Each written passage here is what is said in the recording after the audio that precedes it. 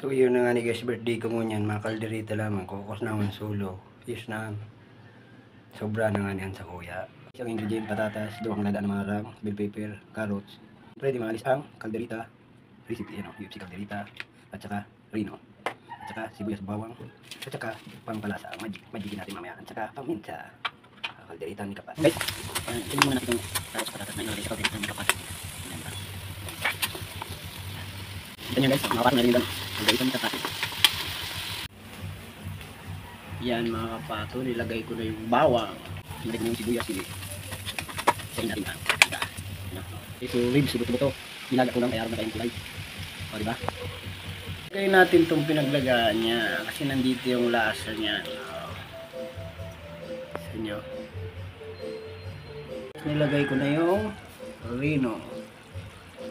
Ito nyo yan. Ito yung rino. Liver spread. Tawag yan, rino. Ayan na, paluto ng aking kalderita. Nilag ko na nga ni si kalderita sauce. Kita ninyo yan.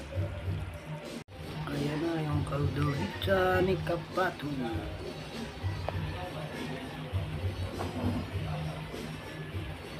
Ayan na, ko na yung kalderita ni Kapato.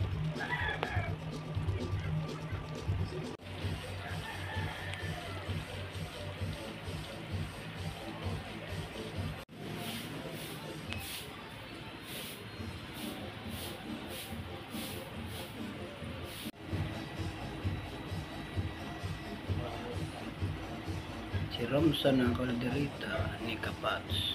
Ayan na nga guys, mga kapato, yung kalderita, ribs luto na. Manakama, makaraka na kita.